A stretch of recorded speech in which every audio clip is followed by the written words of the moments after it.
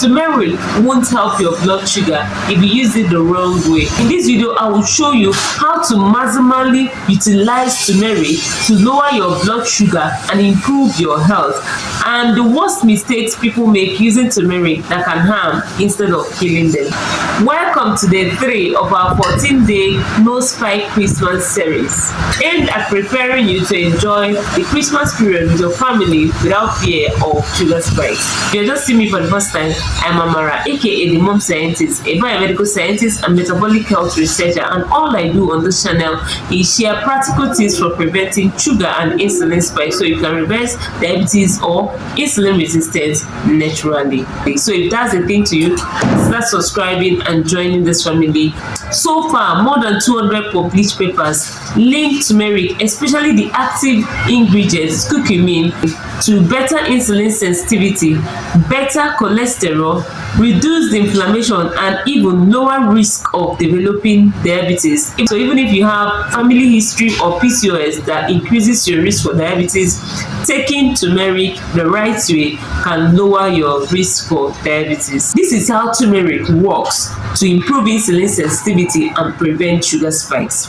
When you eat, anytime you eat, just bear in mind that anytime you put anything in your mouth, as you're having a rise in sugar level, you're also having a rise in insulin level. And what insulin ought to do is, as sugar is entering your bloodstream, insulin is moving that sugar from your blood into the cells. So curcumin enhances your cells' response to insulin. So what curcumin does is to help your cells respond better to insulin. So as you're having a rise in sugar level, your cells are responding speedily to insulin and taking up the glucose, so there is no pile up of glucose in your blood. This will help prevent a spike in sugar. Number 2, turmeric contains curcumin and other compounds that help protect your pancreas, thereby improving beta cell function. So when you have better beta cell function, your beta cells are able to produce insulin better and of course able to clear out glucose or sugar coming from your meals better. Number 3, turmeric slows down the action of amylase, the enzyme that breaks down carbohydrates. So including it in food like yam, rice and bread will slow the release of sugar contained in this food. Number 4, it fights inflammation, which is critical for people living with diabetes and insulin resistance because inflammation worsens insulin resistance. Turmeric fights inflammation in the liver, the pancreas, the gut, and insulin receptors. That's why when some people take turmeric the right way, they feel less bloated and more energetic. Number 5, the curcuminoids and oil contained in turmeric reduce oxidative stress. Of course, this is very important to people living with diabetes and insulin resistance because oxidative stress is a major trigger of diabetes complications. At this point, let me highlight some benefits from the review of over 200 plus studies on turmeric.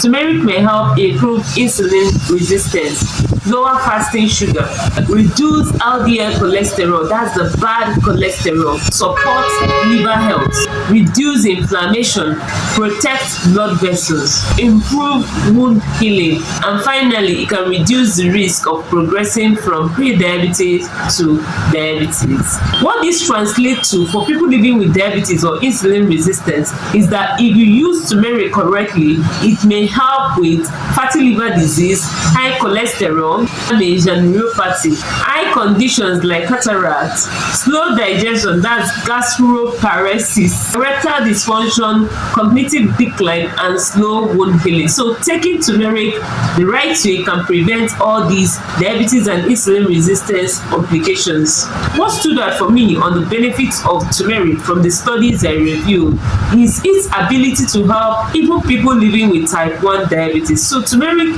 is so good, but we need to use it the right way to get the full therapeutic benefits.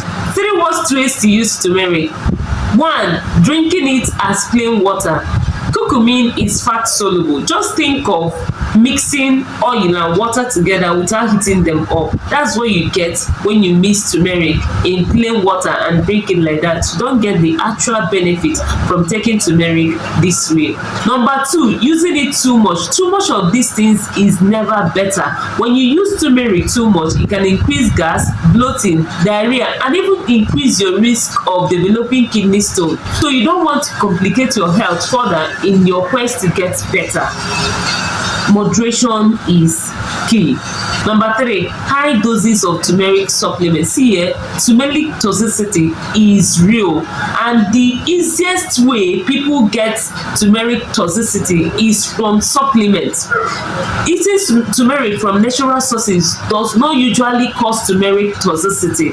I've heard stories online of people who took turmeric supplements and developed one complication or the other. I've heard stories of people damaging their liver because of their intake of turmeric. So you need to tread with caution. I don't usually recommend turmeric supplement to my clients because of the toxicity that comes with turmeric supplement. Just like some other vitamin supplements, you get toxicity of these things from the supplement. You don't usually get the toxicity from real food. The most important part of this video, what you've been waiting for: how to use turmeric maximally to lower your blood sugar and prevent sugar spike. I need you to understand that the active ingredients in turmeric is fat soluble. What that means is that it only dissolves in fat. So it requires fat to get dissolved for your body to absorb the active ingredients in it. And there are 3 things that can enhance this absorption. Number 1 is black pepper. Black pepper contains pepperine, and pepperine enhances the absorption of turmeric. Before you rush off to go and prepare turmeric tea and black pepper, you need to hang on. Now, understand that turmeric contains oxalate, and oxalate is an anti-nutrient. Oxalate hinders the absorption of very important nutrients in your body. So taking turmeric tea with black pepper does not suffice. So you need to hang on and learn other ways you can utilize turmeric and get the full blood sugar lowering benefits. The second thing that will enhance the absorption of the active ingredients in turmeric is fats. Of course, you should go for healthy fats, and the healthy fat I do recommend to my clients are avocado and olive oil. But in the absence of this, you can use milk, you can use yogurt, you can use palm oil, just a little palm oil. Number 3, heat. Heat is the third thing required to increase the absorption of the active ingredients contained in turmeric, not just curcumin. There are other things contained in turmeric aside curcumin. It contains some antioxidants, some anti-inflammatory compounds that get released when you heat turmeric up.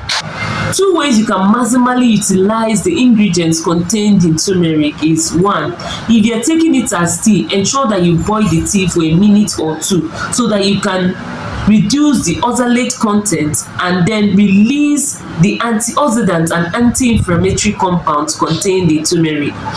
Number 2, when you are cooking with turmeric, ensure you add a little oil and a little black pepper to it to also enhance the absorption. Use it to prepare virtually anything aside some soups. You can put up to 1 to 3 teaspoons of turmeric powder in your stew, in some soups, in your pasta, in your rice, in your yam, but do well to add some black pepper and a little oil to the meal. But if you can't find black pepper, just use turmeric and oil and you are good to go. And tomorrow I'll be sharing the only Nigerian spice that contains the same pepperine contained in black pepper that can enhance the absorption of curcumin contained in turmeric. Watch out for that video tomorrow, and do well to subscribe so you don't miss any food that will help you prevent sugar spike this Christmas, and watch this playlist on other food I've shared that can help you prevent sugar spikes this Christmas. See you there. Bye bye.